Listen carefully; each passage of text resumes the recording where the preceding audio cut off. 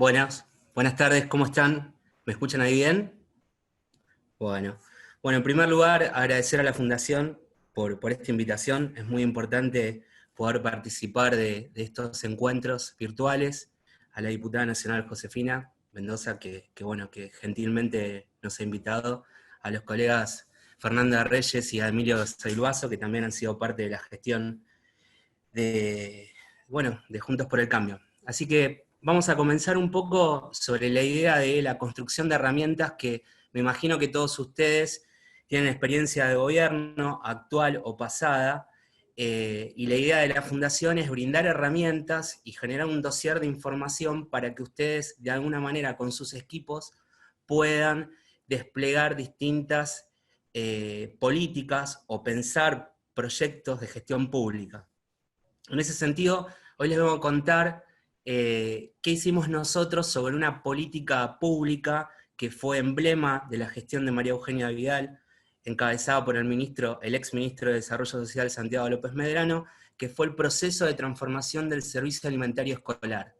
Nosotros, cuando asumimos en el 2016, encontramos un servicio alimentario escolar que, para aquellos que no conocen el programa, es el programa de alimentación escolar más grande del país y el tercero en envergadura, en escala, de Latinoamérica.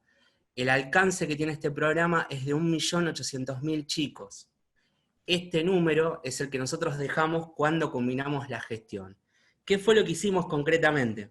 Y quiero ser sintético, breve, y plantear una metodología en la implementación de la política pública. Nosotros, para generar esta cuestión metodológica, lo quiero sintetizar en 4 pasos. Va a ser muy difícil porque fueron 4 años, pero la idea es que en esta sinopsis ustedes puedan tomar esta metodología y pensar o repensar proyectos que lleva cada uno en sus territorios. Nosotros cuando llegamos generamos un diagnóstico, que es el primer paso. ¿Cuál fue el diagnóstico? El diagnóstico era un programa sin inversión, sin presupuesto, con un servicio alimentario en detrimento, con mala calidad nutricional y con menúes que no estaban estandarizados en la cuestión de la planificación nutricional. ¿Esto qué quiere decir? Menúes que no tenían una perspectiva nutricional que ponderara como primer cuestión la calidad en el aprendizaje. ¿Qué quiere decir esto? Nosotros partimos de ese diagnóstico y generamos el segundo paso, que es la implementación de la política pública. Sobre ese diagnóstico, que era un diagnóstico deteriorado, dijimos, nuestra hipótesis se sentó sobre una hipótesis de un conjunto de instituciones interdisciplinarias que trabajaron, que fueron CESNI, CEPEA, el Colegio de Nutricionistas de la Provincia de Buenos Aires, que nos plantearon de manera unánime, un documento que se llamó Marco Nutricional. Y ese marco nutricional planteaba como premisa que los niños, en los primeros 1000 días de vida, son trascendentales para el desarrollo potencial de cada individuo. ¿Bien? Entonces, sobre esa premisa, nosotros lo que dijimos es, nosotros debemos mejorar el servicio alimentario escolar para que los chicos, desde el jardín hasta finalizar el ciclo secundario, tuvieran una alimentación que los complementara y que mejorara el nivel de aprendizaje en cada uno de los segmentos del nivel educativo. Esto como toda implementación de política pública, lleva contratiempos. Entonces pasamos al tercer paso, que es cómo llevamos adelante este proyecto. Para eso teníamos que contratar el marco teórico con la realidad. El marco teórico, ¿qué nos planteaba? Un sistema de monitoreo donde íbamos a las escuelas, medíamos los platos, medíamos la calidad nutricional sobre cada uno de los servicios. El SAE tiene 4 servicios: el desayuno, merienda, el almuerzo, en el segmento primario. En el segmento secundario, el módulo doble y el módulo simple. El valor de cada servicio equivale tanto el desayuno merienda, llamado DMC, y el módulo simple tienen el mismo valor de transferencia en términos presupuestarios. Y el módulo doble y el almuerzo son también iguales en términos de la transferencia del dinero. Ahora bien, ¿Qué pasaba con estos servicios? Estos servicios no estaban definidos conceptualmente. Entonces, esa distorsión no permitía que aquellos que finalmente, que son los que cocinan, digo para decirlo vulgarmente, los auxiliares de educación, que en definitiva son el engranaje final de todo el sistema, no tenían un norte respecto de la cuestión técnica de cómo se definían cada servicio. ¿Y esto qué quiere decir? Que cada cocinero, cada auxiliar, cocinaba de acuerdo al presupuesto que le asignaba cada efector. En el caso de los consejos escolares, y nosotros llevamos adelante otro modelo de gestión que fue transferir la administración del programa a los municipios. ¿Cómo definimos conceptualmente esos servicios? Definimos el desayuno y la merienda como un componente sólido y un componente líquido. ¿Bien? Eso era la definición conceptual del desayuno-merienda. Del almuerzo es un plato con carnes vacunas, legumbres y hortalizas. Esta definición que yo les digo, que parece algo bastante simple de explicar, llevó adelante este trabajo interdisciplinario de todas estas instituciones que trabajan con la nutrición infantil, definieron conceptualmente esto en una jornada llevada adelante por el gobierno de la provincia de Buenos Aires en marzo del 2017. Se elaboró un documento que es el marco nutricional. El marco nutricional son las pautas y metas nutricionales que el gobierno de la provincia debía cumplir con el servicio alimentario escolar respecto de la alimentación escolar de cada niño de la provincia de Buenos Aires. ¿Bien? Entonces, lo que empezamos a hacer con estas definiciones conceptuales fue lo teórico, lo práctico. Lo teórico, un sistema de monitoreo, pesar, medir los platos, ir a las cocinas, reconstruir las cocinas, capacitar a los auxiliares de educación. Lo teórico. La realidad, ¿qué nos encontramos? Cocinas destruidas, personal no capacitado, personal que tenía mucha experiencia a priori, pero necesitaba una guía técnica desde el punto de vista nutricional que mejorara todas esas herramientas que fueron aprendiendo durante muchos años. Y la verdad que también se dio un proceso de retroalimentación, porque nosotros también fuimos aprendiendo de la experiencia de aquellos auxiliares de cocina. Digo, porque más allá de que el SAE es un mega programa, todo termina, y siempre lo digo cada vez que tengo la oportunidad de estar en un lugar como estos, todo termina en la cocina de la escuela, encabezado sobre la conducción de los auxiliares de educación. ¿Qué tuvimos como resultado de este choque de lo teórico sobre lo real? Que los monitoreos estaban bien, pero teníamos que generar un sistema de auditorías para que se cumplan las pautas técnicas. Entonces, de esa manera, nosotros diseñamos un sistema de auditorías que no iba a sancionar a toda la cadena del SAE, sino al único actor que no es público. ¿Cuál es el único actor que no es público en el SAE? El proveedor de alimentos. Porque si ustedes se ponen a pensar, todo el sistema alimentario escolar, todo es absolutamente público. Desde el funcionario que firma la transferencia presupuestaria para que cada efector, consejeros escolares o municipios, en este caso de los intendentes, tengan el dinero para poder comprar los alimentos. Directores de escuelas, auxiliares de educación, todos son efectores públicos, exceptuando los proveedores del servicio. Entonces generamos un sistema de scoring, ese sistema de scoring iba directamente a sancionar a las empresas que incumplían las pautas técnicas sobre un base de pliegos y condiciones generales. Voy terminando. Este pliego de bases y condiciones generales tenía una particularidad. Todo pliego público implica una compulsa de precios.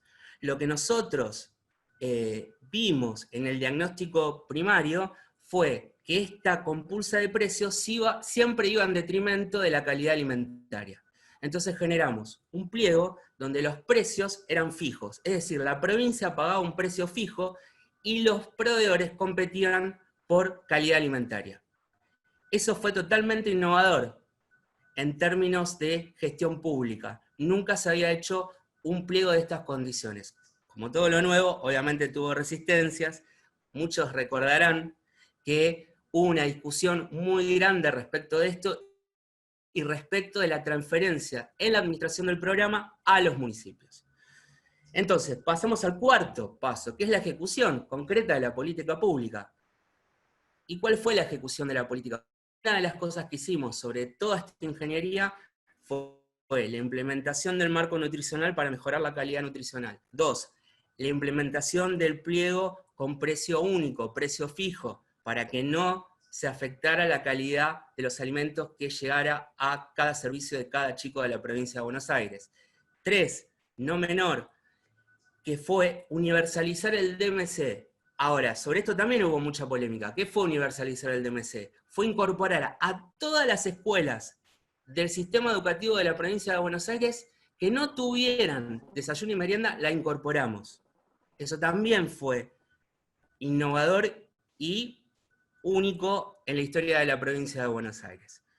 Entonces, en esta cronología, los 4 pasos que nosotros intentamos y que hablamos con el equipo de la Fundación, para llevar adelante una política pública, es muy importante lo técnico, es muy técnico, pero es muy importante que cuando se ejecuta la política pública, que la política vuelva sobre lo técnico para poder direccionar y para poder cumplir los objetivos. ¿Qué quiero decir con esto? Que cuando lo teórico choca con la realidad, hay que modificar el rumbo, porque la realidad nos acomoda sí o sí, y es ahí donde tiene que intervenir la política para direccionar y para planificar, replanificar cada uno de los objetivos que nos proponemos, ¿no? Como funcionarios públicos, como militantes o como servidores, si lo quieren ver. No sé cómo estoy de tiempo, Lucía, decime. 5 minutos más te quedan. Bueno, breve con el Más Vida. También llevamos adelante el programa Más Vida. El programa Más Vida tuvo un alcance de 600.000 familias.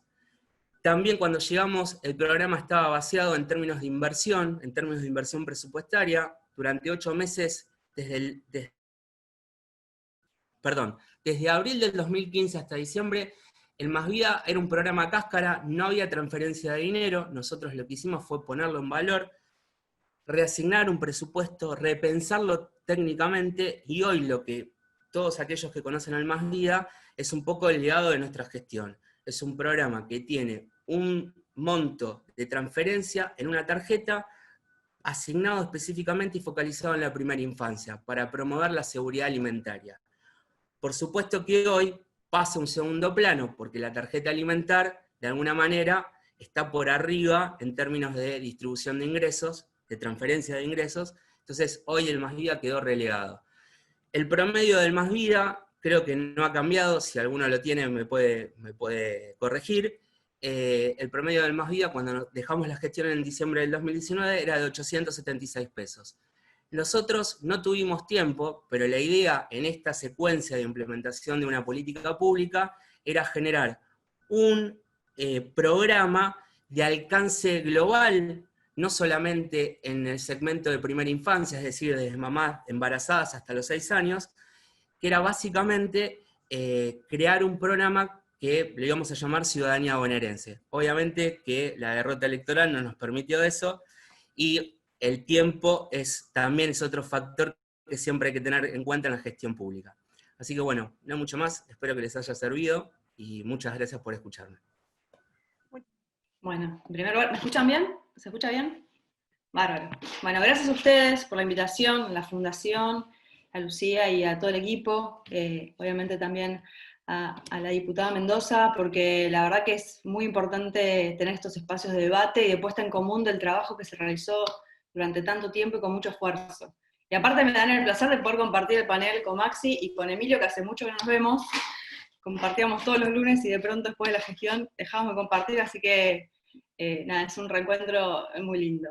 Bueno, mira, yo les preparé una presentación que está dividida como en 3 grandes bloques. El primer bloque tiene que ver, porque hay mucha confusión, yo me voy a dedicar a la cuestión de transferencia de ingresos a la niñez, ¿no? Y hay mucha confusión sobre si es una política social, sobre qué es la UH, cómo funciona con el resto de los organismos. Entonces, el primer bloque va a ser como un hincapié ahí, sobre el tema de qué significa política social, Y el segundo bloque va a ser más que nada hablando un poquito sobre lo que significa la historia de las asignaciones familiares en la Argentina y por qué hoy podemos hablar de política de transferencia de ingresos para la mayoría de la población.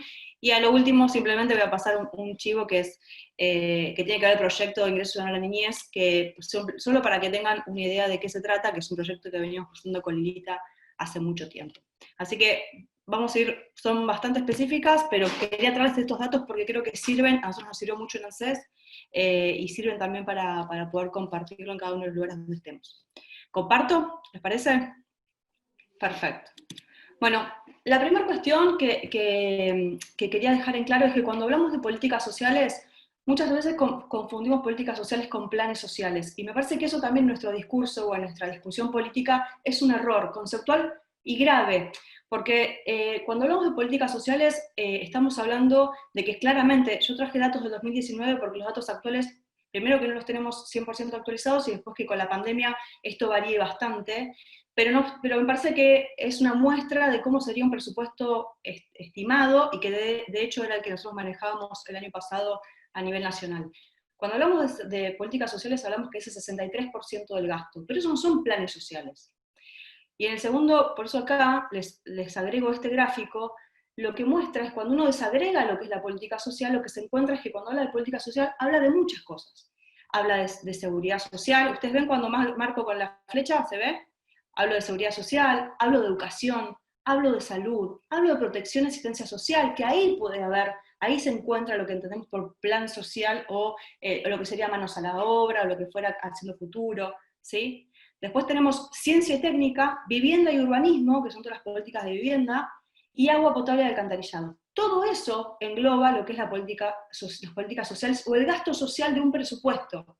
Esto es fundamental para que podamos hablar con claridad. Ahora, dentro del gasto social, lo que vemos es que el 79% refiere a seguridad social.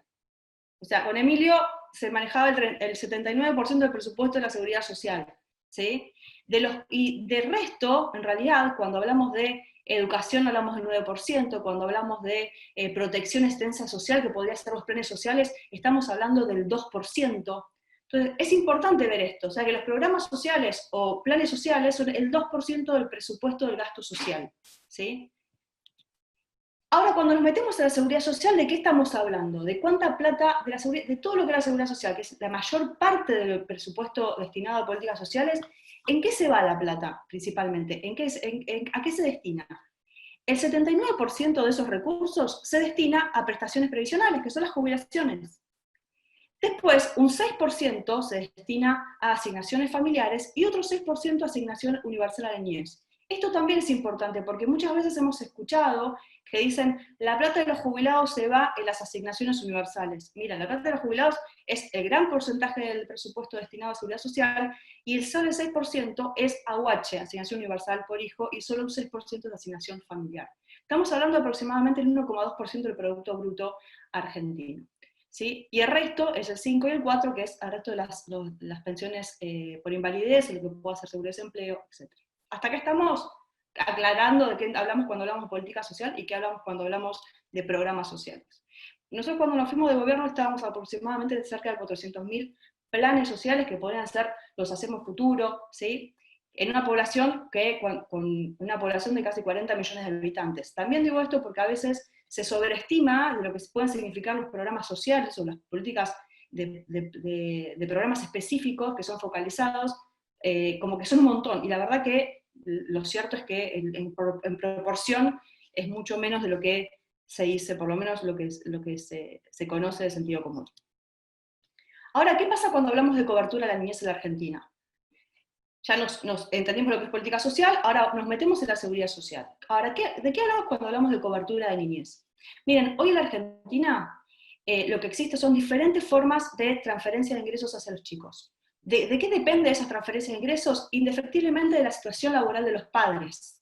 ¿Cómo es esto? Miren, por ejemplo, tenemos que los trabajadores informales, que tienen ingresos menores a un salario mínimo vital y móvil, también las trabajadoras del servicio doméstico y los monotributistas sociales, cobran la asignación universal por hijo, ¿sí? Con un límite, que es hasta 5 hijos.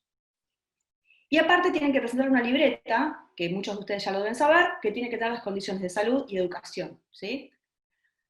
Después están los trabajadores formales en relación de dependencia y los monotributistas, los que son titulares del seguro de desempleo. Ellos cobran la asignación familiar. Ahí no hay límite de cantidad de chicos y tampoco tienen que presentar ningún tipo de condicionalidad, les decimos. Después están los jubilados y pensionados y pensiones por invalidez y excombatientes, que ellos también cobran la asignación familiar y tampoco tienen límites porque sigue el mismo ritmo, que la misma lógica de requisitos que la asignación familiar para trabajadores formales. Y después están los trabajadores formales de ingresos más altos, que muchos nos encontramos. Muchos encontramos que quienes no están en relación de dependencia dicen, yo, la verdad, que algunos reciben y yo que no estoy en relación de dependencia o que tengo ingresos altos, no tengo ningún tipo de transferencia por mis hijos. Y la realidad es que esto no es así. ¿Por qué no es así? Porque aquellos que tienen ingresos altos, lo que hacen es deducción por el impuesto a las ganancias, y dentro de la deducción de impuesto a las ganancias, uno es un hijo. En el límite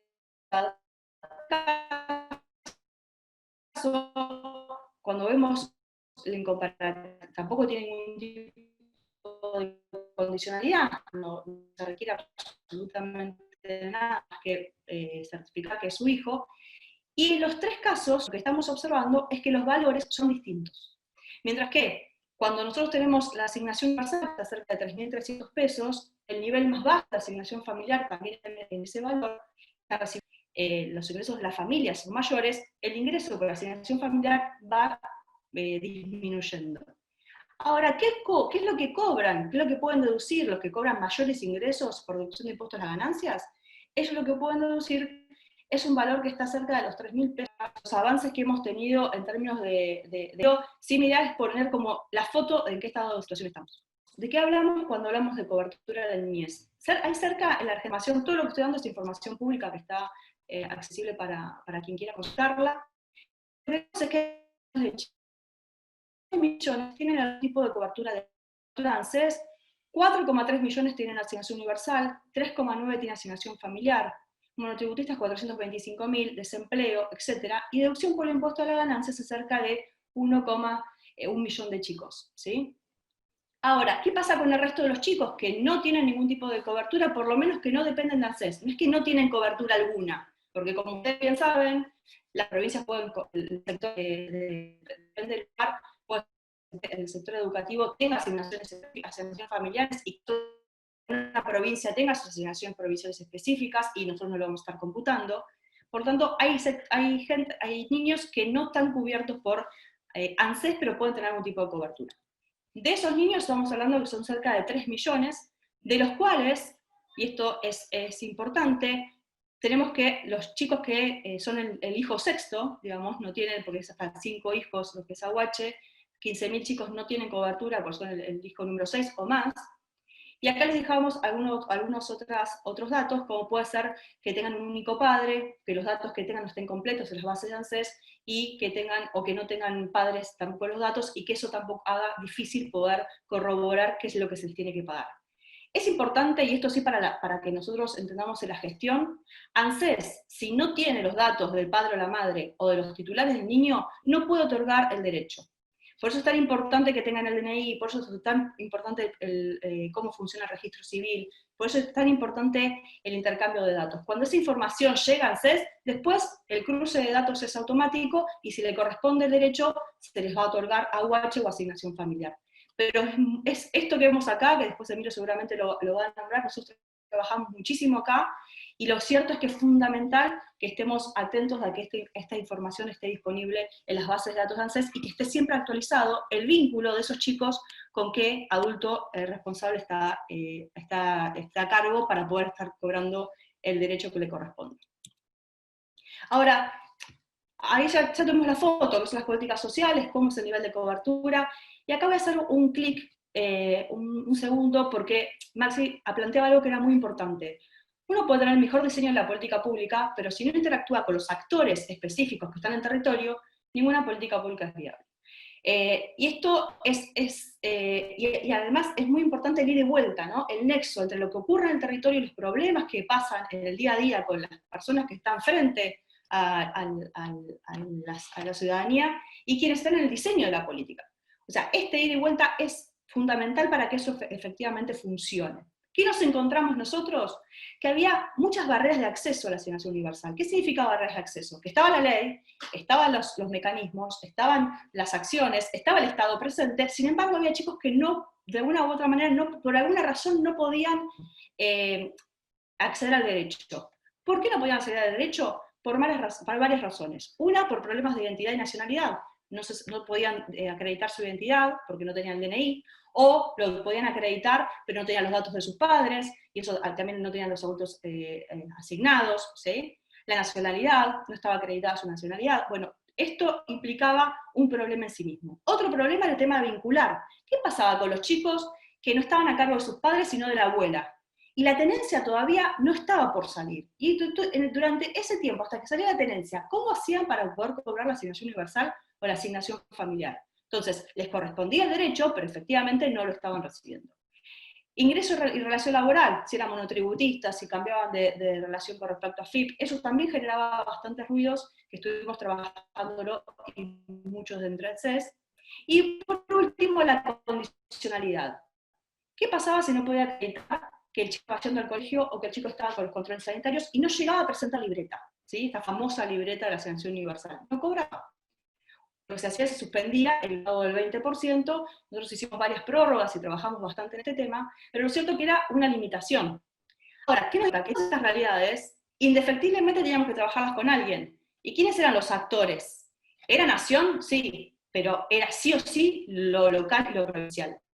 ¿Quiénes? Y para el tema de identidad y nacionalidad, los registros civiles, con quienes empezamos a hacer un vínculo y trabajar muy fuertemente en la red. Porque quien acredita el quiz, sepa que salud y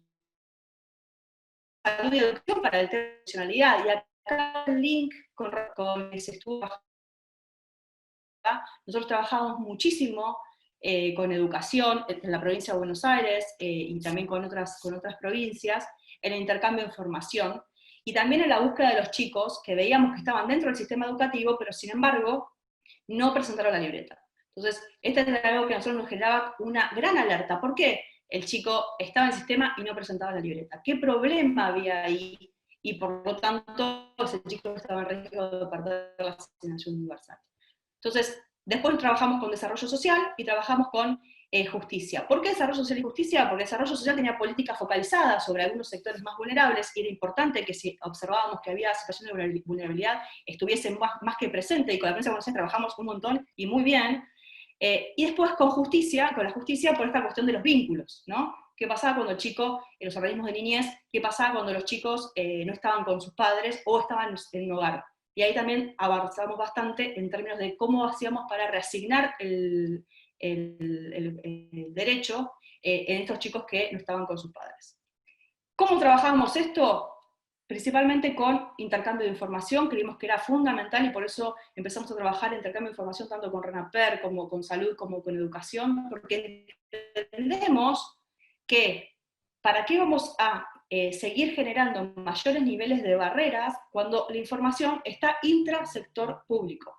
Si educación tiene la información, si educación de la provincia de Buenos Aires tiene la información, ¿para qué le voy a y me la puede pasar a ANSES? ¿Para qué le voy a pedir a la persona que ahora vaya y me vuelva a acreditar algo que ya la educación me puede informar? O lo mismo con salud. Si salud está mandando la información a Nación, ¿por qué le voy a pedir a la persona que venga y acredite algo que ya me informaron? O que me debería estar informando salud. Nosotros trabajamos mucho con respecto a esta información, y la verdad que los avances fueron muy grandes. En Provincia de Buenos Aires, el cambio que hubo cuando implementamos la red fue altísimo. Provincia estaba en uno de los niveles, estaban entre los 10 niveles más de provincias con más riesgo, y sin embargo eso bajó un montón cuando empezamos a implementar la red, a sentarnos todos en la misma mesa, a poder buscar a los chicos y trabajar con los chicos para que efectivamente cobren la asignación. Después está todo el tema de capacitaciones, la formación de multiplicadores, y poder explicar, y que todos entendamos de qué hablamos cuando hablamos de la asignación universal, es muy importante. ¿Por qué? Porque si no pareciera, es como hablábamos al principio, parece como que todos hablamos lo mismo, pero después de los hechos cada uno tiene su libre interpretación. Entonces, trabajamos mucho con la formación de multiplicadores, que son los que estaban en el territorio, y son los que tenían que dar respuesta. Y también trabajamos en el sentido de decirles, bueno, a ver, los requisitos son estos, y las salidas cuando hay un problema son estas, porque ante un problema siempre hay una salida. y esto a veces no son cosas que se comuniquen en la gestión pública, y eso me parece que fue muy importante poder llevarlo y acercarlo, y aparte que nos daban, cuando dábamos las capacitaciones, las mismas personas del territorio decían, ah, no, nosotros hicimos esto de tal forma, y funcionó, entonces era un ida y vuelta constante de mejora y de garantía del derecho a los chicos. No me quiero quedar mucho más acá, simplemente era para mostrarles la metodología de trabajo y cómo, como bien decía Maxi, el trabajo articulado es fundamental en la gestión de política. Y acá algunos mitos, voy a dar 2 o 3 mitos para que también se habla mucho sobre la asignación universal, la verdad es que pudimos trabajar después de 10 años de asignación en dar algunos datos. En primer lugar, se decía que las mujeres iban a embarazar para cobrar la asignación universal. Lo cierto es que los números de madres adolescentes no creció, de hecho bajó 1,8 puntos, esto lo pudimos ver con la Dirección de Estadísticas de Información de la Salud, que venía trabajando bastante este seguimiento. Y otra de las cosas que pudimos observar es que la cantidad de hijos en promedio que tenían las familias que cobraban asignación universal y asignación familiar eran aproximadamente de 2. Ahora, cuando nos metimos un poquito más, dijimos, bueno, decían, bueno, los que cobran AUH son familias numerosas, y la verdad es que no. Lo cierto es que de las personas que cobran AUH, las familias que cobran un AUH, el 52% de esas familias tienen un hijo, y solamente el 2% tienen 5 hijos, ¿sí? O sea que estamos hablando de que casi el 80% tienen entre 1 y 2 hijos. Esto, o sea, esta cuestión de que se iba a disparar la asignación, la cantidad de embarazos por la asignación universal, obviamente es algo que no ocurrió. Y acá me pongo un minuto para hablar tema de la escuela. ¿Qué nos pasaba? Muchas veces nos decían, bueno, cuando no presentan la libreta es porque no están cumpliendo con las condicionalidades, es decir, no están yendo a la escuela o no están teniendo los controles de salud. Nosotros hicimos un doble clic en la gestión y empezar a observar cuáles eran las razones por las que las personas no estaban presentando las libretas, y si teníamos, como empezamos a tener los datos de educación de las provincias y datos también de salud de nación, más asiduamente, y también con más nivel de amplitud, pudimos observar lo siguiente. Para la libreta 2014, que era el primer dato con el que contábamos, el 70% cumplía con el sistema educativo, con haber ido al sistema educativo, aún habiendo no presentado la libreta. Cuando nos metimos en la libreta 2017 de Provincia de Buenos Aires, nos daba que el 98% estaba dentro de la escuela.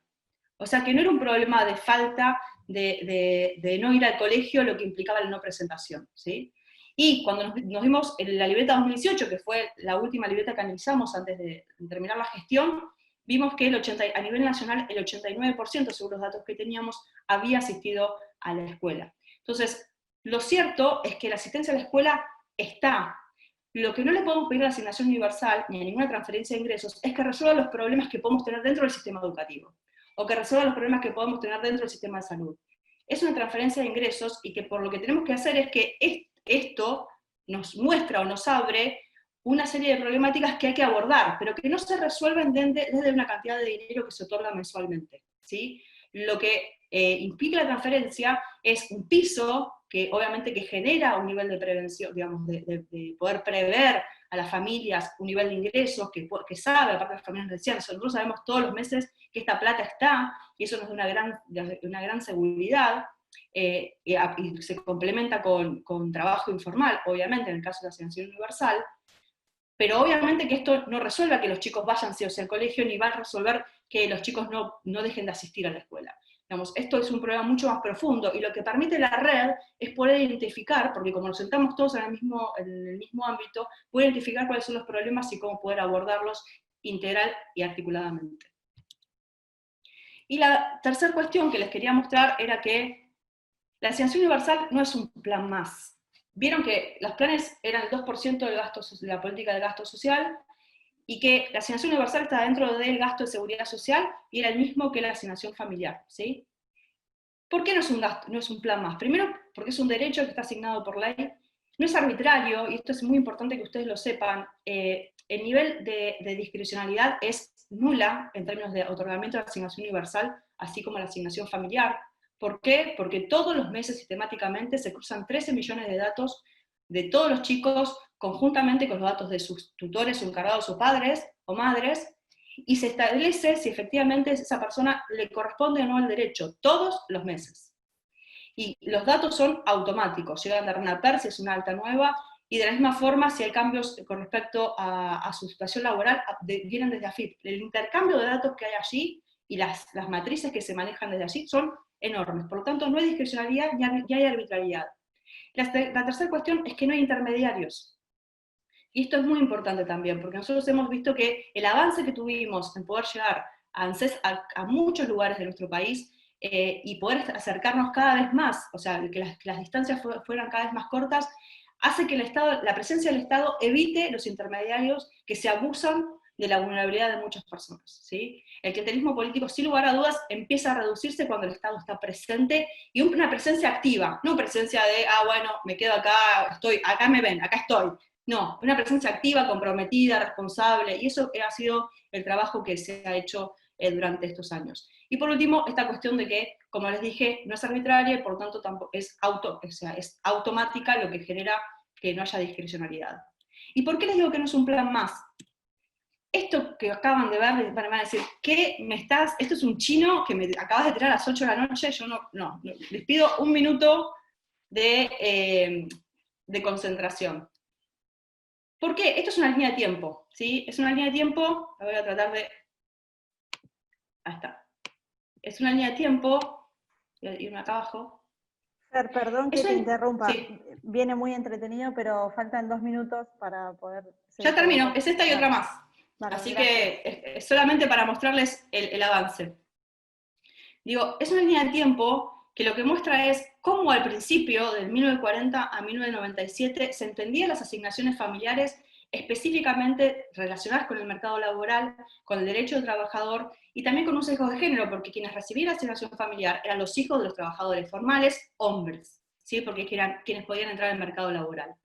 A partir del 96, que sale la ley de asignaciones familiares, que es para todos, no es para algunos sectores nada más, sino para todo el sector formal, empieza a haber un debate profundo sobre el ingreso ciudadano del MIES, que dice, espera, ¿por qué voy a reconocer solamente al sector formal trabajador que cobra una asignación familiar, y no al sector informal trabajador, que hoy en Argentina es el 35%, y seguramente era hasta antes de la pandemia, y seguramente hoy vamos a tener un nivel mucho más alto de desempleo o de personas en situación de informalidad?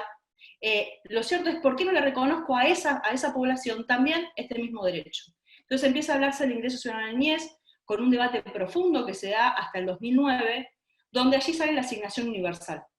Y del 2009 en adelante, lo que hay, que esto lo va a contar mejor Emilio, hay una ampliación de derechos durante todos estos años. Y nosotros en la gestión hacemos un hincapié muy importante de cómo hacemos para incorporar mayor cantidad de niños, obviamente que este derecho depende de la situación laboral de sus padres, pero incorporar niños que la situación laboral de sus padres no estaba contemplada en la asignación universal ni en la asignación familiar. ¿Qué les quiero decir con todo esto? Que esta línea de tiempo lo que muestra es que lo que vamos a hacer es un cambio de paradigma que nos lleva hacia una transferencia de ingresos que realmente proteja a todos los chicos de nuestro país, pero por sobre todas las cosas, que esa transferencia de ingresos no tenga estas diferencias que existen hoy en la Argentina, donde depende de donde esté trabajando la persona, en qué situación laboral tenga, va a tener un ingreso que le corresponda, ¿no? Y para terminar, a ver si me deja... Esto tiene que ver con el impacto de pobreza, bueno, ya hemos visto los niveles de impacto de pobreza.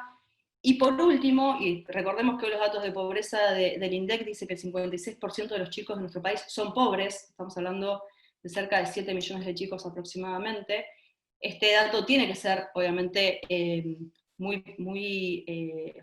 indicador de mucha preocupación para todos nosotros. Ya sabemos que estos niveles, la expresión de la pobreza, viene hace muchos años, pero ahora estamos en un nivel bastante extremo.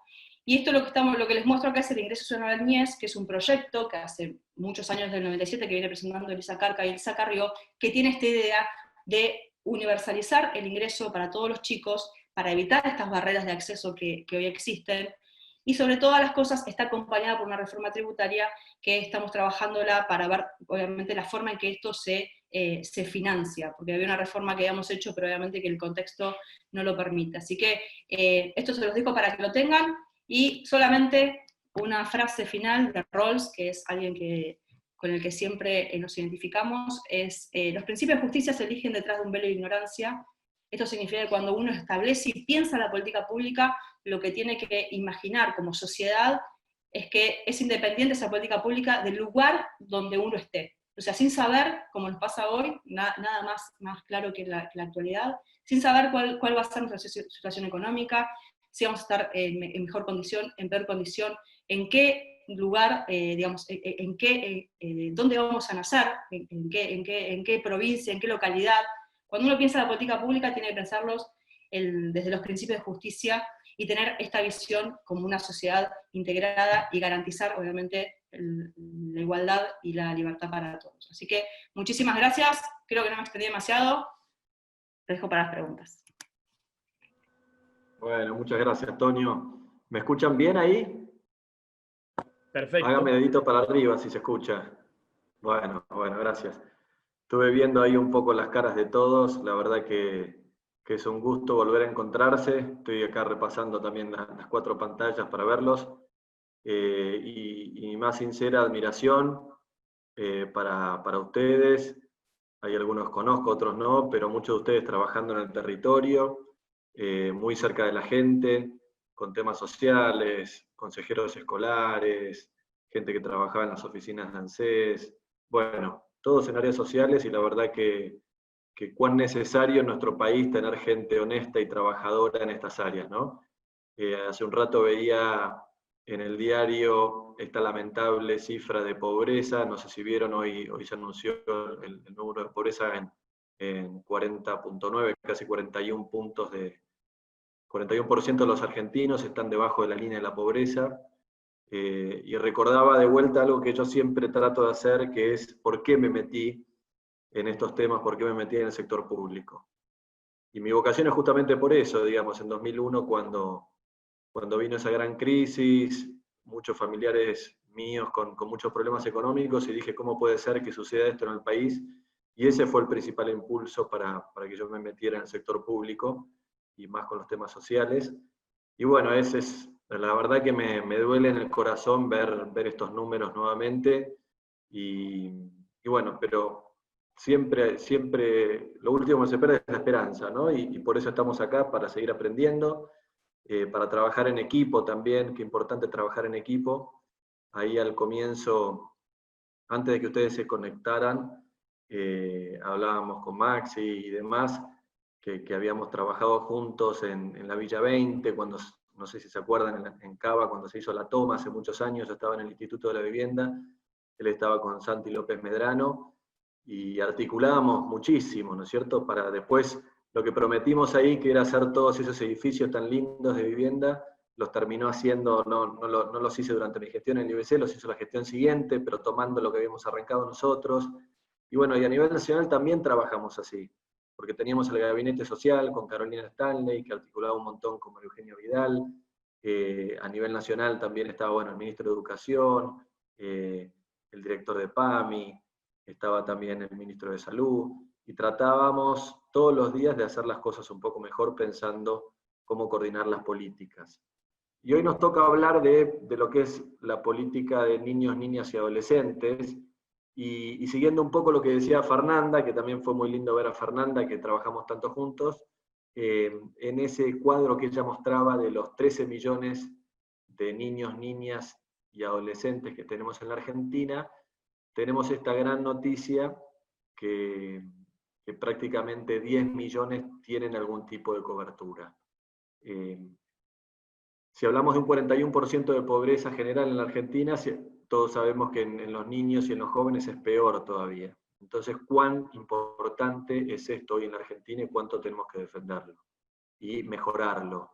Yo creo que también uno de los grandes temas de la pandemia es que todos estos cambios que veíamos en tecnologías, en manejo de información, en conocer mejor a las personas, nos pasó por arriba, ¿no? Porque se aceleró todo tanto que tenemos que pensar la política pública de vuelta ahora, porque la gente realmente reaccionó fuertísimo. Y acá la verdad que por lo que estuve leyendo y estuve viendo en estos meses, cruza todos los sectores económicos sociales. La gente usa mucho más el internet, mucha gente tiene un smartphone. Yo me acuerdo que recorría todas las semanas alguna provincia del país durante los últimos 4 años.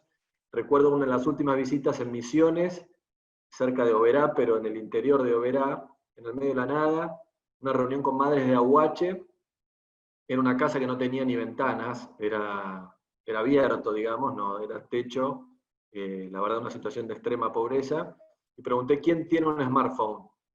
Y levantaron, todas las chicas levantaron la mano. ¿Y quién usa Facebook? Y todas las chicas levantaron la mano. Serían como 30 madres de la UH. Así que eso lo dejo como disparador también para que todos pensemos cómo hacer para aprovechar toda esta ola nueva a partir de esta pandemia que espero que termine pronto. Bueno, y siguiendo con lo que decía Fernanda de estos 10 millones de chicos, chicas y adolescentes, nosotros lo primero que hicimos es ver cómo hacer para que el sistema funcione mejor. Entonces, una de las cosas que hicimos es que, como bien dijo Fernanda, toda la gente, todos los hijos que sus padres tienen un empleo, una relación de dependencia, cobran las asignaciones familiares, hasta cierto nivel, ¿no? Pero ahí se producía un agujero entre los que descontaban de ganancias a sus hijos y los que cobraban asignaciones familiares. Es decir, había un grupo de la población, un grupo de niños, que no cobraban ni por uno ni por otro. Entonces aumentamos los topes de las asignaciones familiares para que no haya ninguna familia que se quede afuera. Por otro lado, también incluimos a los monotributistas, que eran los grandes excluidos del sistema. Tan importante hoy, ¿no? Esa política, la verdad que con el diario del lunes fue una pegada, porque por lo que vemos, todos los trabajadores independientes, hoy es el sector que más está sufriendo, porque se acabaron las changas, porque el que tiene que generar su propio dinero con su propio trabajo no puede hacerlo en la mayoría de las industrias. Es distinta de la situación de alguien que está en relación de dependencia, que también está mal, pero por lo menos en la gran mayoría de los casos mantiene su sueldo, por más que se haya bajado o no. Después incorporamos también a los trabajadores de temporada en el programa, porque también, ¿qué pasaba? Por ejemplo, la gente que trabaja en las cosechas, veo mucha gente del interior de la provincia de Buenos Aires también. Cuando se le ofrecía tener un trabajo registrado, no querían porque perdían la UH. Vieron que la UH exige que ni el papá ni la mamá del niño tenga un empleo. Entonces dijimos, bueno, esto es ridículo, que si le ofrecen a una persona que trabaja en la cosecha un empleo registrado, por más que sea de 4 meses, que no pierda la UH. Entonces lo que hicimos, los incorporamos durante todo el año en el programa de asignaciones familiares. Y por último, y no menos importante, lo que vimos es que a pesar de la base de ANSES ser la base más completa, y esto lo vimos también comparándolo con la base, recién preguntaban qué era el RENAPER, es el Registro Nacional de las Personas, es donde se hace el DNI, el pasaporte y demás, pero la base de ANSES es más completa, y a pesar de eso había 1,5 millones de niños que no figuraban en ningún tipo de base de ANSES. Estaban perdidos. Entonces hicimos un convenio y recibimos el crédito más grande del Banco Mundial, también se sumó UNICEF, también se sumó el CETLAT, se sumó la UBA, para ir a buscar a estos niños al territorio, para ver en dónde estaban. Y de esa búsqueda activa, que se hizo en conjunto también con la provincia, se hizo en conjunto, como decía Fernanda, con los Ministerios de Educación, Ministerio de Salud, Ministerio de Desarrollo Social de la provincia, encontramos más de 1 millón de niños que pudimos saber quiénes eran sus padres y así encuadrarlos en el programa que correspondía. La verdad es que esas 4 cosas fueron importantísimas y a nosotros nos llena de orgullo porque nosotros aumentamos la cobertura. Cuando llegamos en diciembre de 2015 había 7.200.000 niños incluidos y cuando nos fuimos había casi 9 millones de niños incluidos. Así que, así dicho en números, por ahí suena frío, pero a mí me gusta siempre pensar esa diferencia de más de 1 millón de niños. Cada uno de ese 1 millón de niños es una historia, es un camino, una situación, un nombre, un apellido, una cara que pudimos incluir en estos programas. Me gustaría compartirles también, y acá voy a compartir pantalla, de algunos cuadritos que a veces ayuda para entender un poco mejor. En este cuadrito podemos ver el tema de la libreta, que también decía Fernanda. El tema de la libreta también otro tema fundamental en la Argentina, esta condicionalidad, ¿no es cierto?, que los niños, niñas y adolescentes tienen que cumplir con los estudios, tienen que cumplir también con el calendario de vacunación, con los controles de salud. Y nosotros hicimos esto mucho más ágil durante los 4 años que nos tocó manejarlo. Fíjense que ahí la barra gris, la barra más grande, fue en el año 2018. Bueno, no terminamos de cerrar el año 2019, pero mantuvimos los números. Es el año que más libretas se presentaron en la historia de la UH. Es decir, que los padres certificaron que sus hijos estaban yendo a la escuela y estaban aplicándose las vacunas obligatorias para poder seguir cobrando la UH. Este trabajo no fue casual, también fue un trabajo en equipo con las provincias, también fue un trabajo en equipo con los ministerios. Muchos de ustedes seguramente han participado y lo saben de primera mano. Pero esto es lindísimo, ¿no? Porque no solo pudieron cobrar la asignación universal por hijo, sino que además garantizamos que estos niños vayan a la escuela y cumplan con los controles de salud. Si nosotros consiguiéramos mantener esto en el tiempo, obviamente vamos a tener generaciones de argentinos y argentinas mucho más preparados para el futuro, porque todos sabemos la importancia de la educación, todos sabemos la importancia de la salud y todos sabemos la importancia de tener ese ingreso mínimo para poder alimentarse bien. Entonces imaginen una Argentina donde todas esas generaciones que se están formando, que se están desarrollando, terminan la escuela, están bien de salud, tienen una buena alimentación. Obviamente vamos a tener generaciones mucho mejor preparadas para el mundo del trabajo y para sacar adelante al querido país que queremos tanto y que tanto nos duele por esta semana. También me gustaría contarles, voy a tratar de cumplir con, me dijeron que hable 10 o 15 minutos, así que no son muchas hojitas, pero voy a tratar de cumplir con el tiempo. Me gustaría contarles también algunas mejoras tecnológicas, ya que estamos con toda la ola esta de tecnología, información, internet, a la que nos obligó toda la pandemia. Todos aprendimos a manejarnos por Zoom, con algunos problemas por ahí, pero todos tratando de hacer un esfuerzo, tratando de hacer trámites por internet. Yo la verdad que lamento que ANSES esté la mayoría de las oficinas cerradas, hice bastante presión para que abran, porque en este momento es cuando más se necesita la seguridad social, pero bueno, ese es otro tema. Y lo quería contarles, acá también voy a compartir otro cuadrito, que fue todo el tema de la libreta digital. Acá pusimos un ejemplo de una mamá de Mar del Plata, que se acercó también en un operativo que hicimos en la playa en Mar del Plata, ahí en conjunto con la provincia. Y fíjense, Verónica González, para presentar la libreta, lo que hizo es bajó la planilla por internet, la completó, le sacó una foto con el celular y la envió. Esto antes no se podía, ¿no? Porque antes tenías que ir sí o sí a la oficina, presentar el papel, hacer la fila, tomarte un micro, lo que fuere, pero nosotros ya veníamos facilitando las cosas. Este es un ejemplo de las cosas que se hicieron para conseguir ese récord de presentación. También otra de las cosas, y con esta termino con este tema, fue compartir información con las provincias. Y nosotros ya teníamos toda la base de alumnos regulares de Córdoba, Santa Fe, Provincia de Buenos Aires y Cava, que significa, no me acuerdo bien, pero era casi el 80% de toda la base, porque son las provincias más populosas. Y entonces no necesitábamos pedirle a esa familia que vaya a la escuela, pida la firma del director de la escuela, que su hijo está yendo, y después acercarse hasta una oficina de ANSES, sino directamente le mandamos un mensaje diciendo: nosotros ya sabemos que tu hijo está yendo a la escuela, así que no necesitas presentarlo.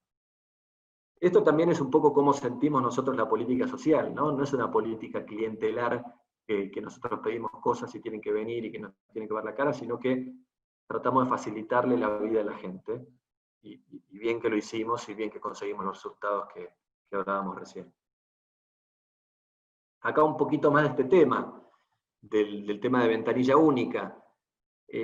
También un tema fundamental que nosotros vimos en la política social es que Argentina, afortunadamente, tiene un montón de leyes y tiene muchos programas sociales, pero muchas veces la gente no puede acceder, sobre todo en conurbano, o también en el Gran Rosario, en el Gran Córdoba, me encontré con muchísimas personas que no sabían cómo hacer el trámite, que no sabían cuáles eran los programas que estaban disponibles, que tenían que dirigirse a distintas oficinas del Estado. Bueno, tengo que ir a la oficina de la provincia, a la oficina de la Intendencia, después tengo que ir a la oficina de ANSES, a la oficina del Ministerio de Trabajo. Y la verdad que para una mamá, que como todos sabemos, muchas veces las que se ocupan de llevar adelante el hogar, no es el padre, sino es la madre, que lo veíamos todas las semanas en las oficinas de ANSES, con sus hijos, teniendo que moverse para ir a hacer los trámites a la oficina.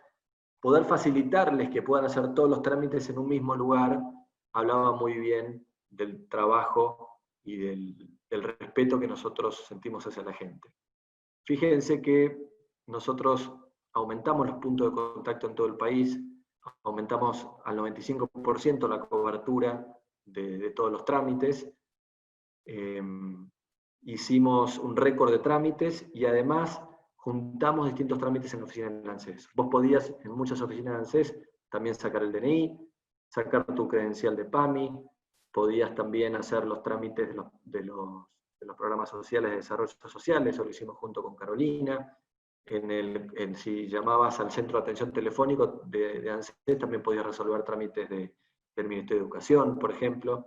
Entonces, de una sola vez la gente, si tenía que ir a la oficina, podía resolver todos los trámites. Y por último, quería contarles también este programa tan importante que impulsamos para las familias que cobraban la asignación universal, que fue los créditos ANSES. Ellos no obtenían acceso al crédito. Y también otra cosa que vimos es que, y eso está pasando de vuelta, lamentablemente, el abuso de los prestamistas, ¿no? Con tasas usurarias que se cobran, como ustedes saben bien, en toda la provincia de Buenos Aires, bueno, en todo el país, pero lo vi prácticas realmente, podemos decir, estafas a estas familias que les cobran 300, 400% de tasa de interés. Hicimos una encuesta y el 80% de las familias del conurbano tenían algún tipo de crédito, las familias de la UH. Es decir, si tenían que comprarse unas zapatillas o tenían que comprarse un lavarropas o lo que fuera, sacaban un crédito y muchas veces era un crédito de un prestamista del barrio, que le cobraba 300, 400% de tasa de interés. Entonces, si se compraban un lavarropa, terminaban pagando por 4 lavarropas, ¿no? Porque si te cobran 400%, pagás 4 veces y te llevas uno, que es una estafa a mano armada. Entonces lo que hicimos es sacar estos microcréditos para estas familias, que estaban alrededor de los 15.000 pesos de valores del año pasado, por hijo, que permitió que 12 millones de personas saquen estos créditos. 12 millones de personas saquen estos créditos y que tengan una tasa que era más baja, la de los bancos, y estas familias obviamente no eran atendidas por los bancos no le dan préstamos a estas familias, así que eso también generó un círculo virtuoso en el cual estas familias que sacaban los créditos, en la mayoría de las veces, en un 60% de las veces, los utilizaban para mejoramientos de la vivienda. Así que esto también fue una política pública muy importante que la están manteniendo, un poco menos, y ahora, como decía recién, todo por internet, que esto dificulta también para muchas familias porque las oficinas están cerradas, pero bueno, al fin y al cabo es una política que mantiene. Para cerrar, el último mensaje que quería decirles es la importancia, ¿no es cierto?, de todo lo que es la política de niños, niñas y adolescentes, porque hace poco escribí un libro que publiqué hace 3 meses de lo que es la importancia de la inversión social, ¿no? Y todos sabemos que cada peso que nosotros ponemos en un niño, ahí si quieren un vicio de economista, es más rentable, ¿no es cierto?, que un peso que ponemos en alguien que ya es un adulto mayor. Entonces está bien, y siempre protegimos la política de adultos mayores, pero en la Argentina hay un desbalance, no sé si lo veían recién cuando mostraba Fer los números. En Argentina nosotros dedicamos la mayor parte del presupuesto para los adultos mayores, que como decía recién hay que mantenerlos, pero tenemos que mirar más de cerca y cuidar cada vez más a nuestros niños, niñas y adolescentes, Por eso creamos esta área en ANSES que no existía. ANSES estaba solo dirigida para adultos mayores, a pesar que tenía la implementación de la mayoría de las políticas sociales para este segmento de la población también. Así que tenemos que todos siempre mirar mucho más de cerca y estar mucho más atentos para seguir mejorando las políticas sociales en este segmento de la población, que es hoy el que está sufriendo más y el que menos presupuesto tiene. Así que con eso termino. Muchas gracias.